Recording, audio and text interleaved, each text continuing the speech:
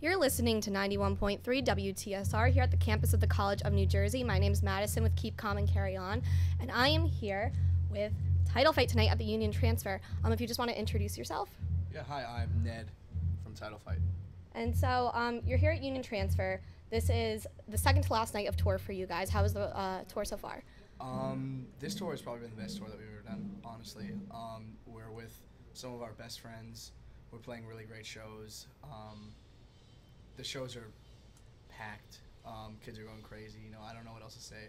It sounds so cliche to say that stuff, and it's really corny, but I mean, it's really just been a really good time all around. I've besides a couple long drives, I really don't have anything to complain about. That's awesome. So tonight's basically the hometown show for you guys. You guys are like from around this area. Do you prefer the hometown shows over anywhere else in the country? Yeah, I mean, it's a little bit different. It's really cool to travel and to play different places and to play to different people.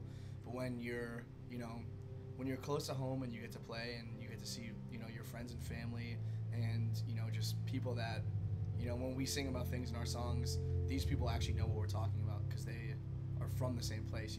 We reference specific places and specific things to our area all the time, and the fact is, I think when you're from where we're from, it makes the most sense, and I think that's I think it's a special bond between the listener and the band. So kind of going off in that, you're touring with Balance and Composure right now. They're opening for you guys. So how's that dynamic? Because you guys are both kind of from this Philly area. You grew up in the Philly scene. So is that different than other people, or does it give you a special connection? I don't know. I mean, honestly, it's hard to say because we've known the guys in Balance since I think we were 15 years old. Oh wow. So it's second nature to us. So our relationship and our friendship and the way we act around each other is just so I don't know what to say, but it's really normal to us. But I think we do have a special bond because we just literally grew up playing music together, and it's not only cool to be out with a band that I like their band. I really enjoy watching them and listening to them, and I love their new record. I love their old records, and that's really cool. But to be out with them and to be just close friends with them and to have that connection, it makes everything that much better, I think. That's awesome. So you guys released, it was via social media back in July, about the Redwood Art Space and doing kind of a fundraiser for them and trying to go and get a new location, equipment. How is that going? You kind of haven't... It's kind of up in the air. It kind of sucks right now, to be honest. We had a spot. We put a down payment on the location, and everything was seemingly good, and then the owner of the building was just a sketchy guy and kind of screwed us over in a couple ways, and so we put it we raised all this money, we put it all into this venue, and it's kind of in limbo right now. So we've been doing shows at a bunch of local halls, fire halls, and veterans, whatever, places like that, and it's been going fine, but we're still really trying to get a stable venue, but it's it sucks. I mean, what can you do sometimes? It sucks to not have good news to report, but we're working on it. I mean, we're crossing our fingers. Obviously, you want to support the local venues and everything. But going into some things that are not so local, you guys announced about a month ago that you're playing your first show in South America, in Brazil. So tell me a little bit about that. I don't know. It's just we're fortunate enough that we get offers like that, and it kind of happens more often than you think.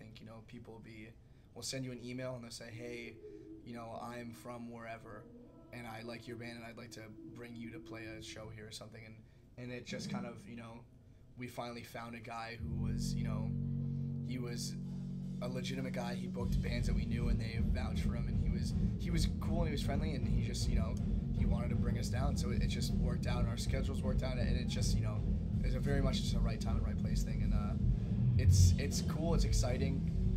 So has anybody ever been to Brazil or South America? Yeah. You guys have? I mean, not us personally. Our friends have been. Yeah. So he's booked a bunch of hardcore bands down there, and I think he's kind of stepping into the next level of music. He's kind of doing some more professional stuff. So, but I mean, I know just even in the last year or something,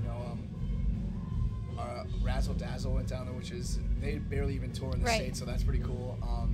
Gorilla Biscuits have been down there. I think Youth of Day's been in there. So it's been, you know, not they don't have touring bands that are going all the time, but it's they get some bands down there. It seems like. So that should be a pretty exciting show for you should. guys. Going back a little bit, this past Record Store Day, you released a split with Touche Amore. How was that entire experience, and do you think you're gonna do Record Store Day again? It was a cool experience because it was so easy. You know, it was literally we just recorded a song, they recorded a song.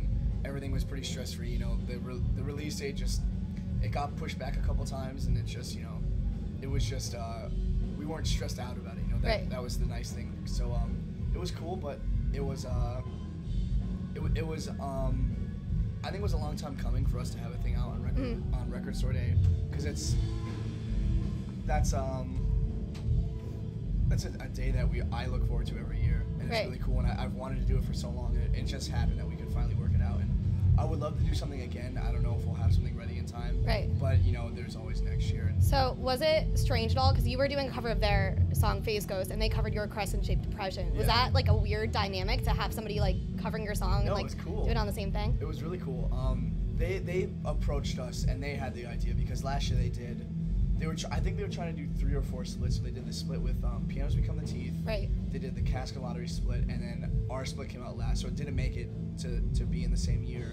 But so they were trying to do all these splits, and they said they wanted the one split to be, you know, a new song, the one split to be a cover, and then the one split to be each band covering each other.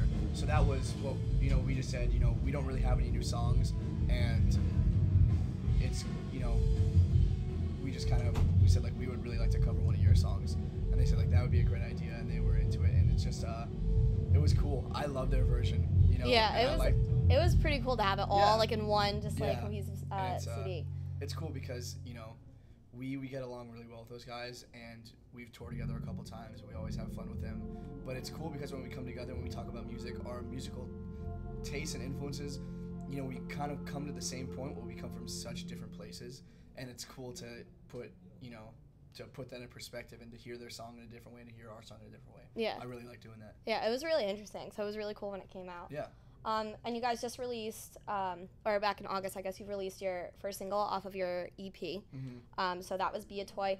And it kind of had a different feeling compared to Floral Green. At least, like, I found Floral Green was a little more, like, heavy and, like, raw, while this had more of, like, a head-in-the-ceiling type of thing. Did you aim for, like, a similar sound, or is that where you guys think you're going? Or I mean, I don't know where we're going. That's the thing, you know. And we, you know, this is a question that we frequently get asked whenever we put out anything. You know, is this the thing that we can look forward to? And I don't really have the answer to that. You know, we write songs, and when we like them, we record them, and that's really it. And it's just so many different things happen in our lives, whether it be checking out a new band, something as little as that, or something as serious, going through, you know, a serious life event that affects the way that you want to write a song. You know, those things all come into play, and so we never write the same song twice because every day you're a different person, basically. So you know, that song was that one of the first songs we wrote for the record, and we weren't even sure if it was going to make the record because it was different, but we kind of came to the conclusion that this is the song that we wrote and we really like it, and it may not fit exactly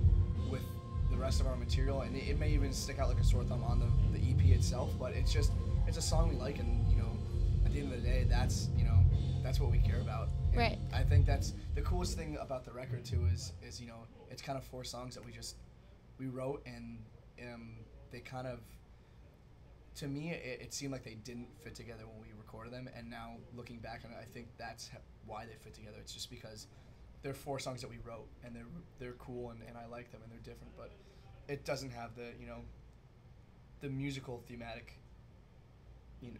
of our past releases, I don't think. So going off of that, there's been some people that, like, reading through reviews that say that each album that you put out, you guys started putting out albums like when you were pretty young, like, considering, and that they were saying that each album has been like kind of a significant stage in like people's life. So do you like agree with that, and do you think that Spring Songs is going to be like the defining like album of like the next stage of your life?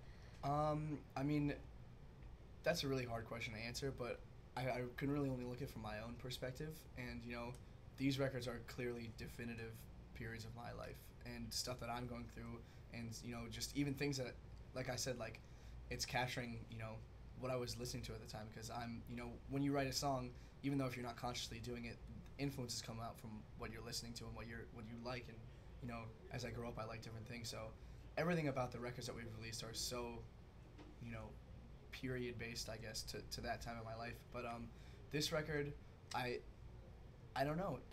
Maybe it can be a defining moment in people's lives, but that's such a hard question to answer. You know, it's I don't like to answer for other people. So if people feel that way, that's really cool, and I'm really happy to be a part of it. And if people don't feel that way, then that's all good too. But it's for me, it's you know, we put a lot into this stuff, and it's, you know, it's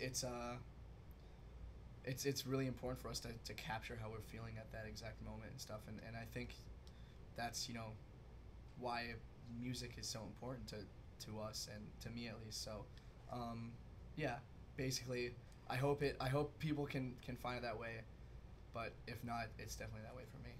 All right. That pretty much wraps everything up on my end. Is there anything else that you want to add before we finish up? No, not really. I mean, all right. Yeah, I'm good. Thank you. That works. All right. So you're listening to 91.3 WTSR here at the campus of the College of New Jersey. My name's Madison. You're listening to Keep Calm, Carry On. Always remember to bang your head and open your mind.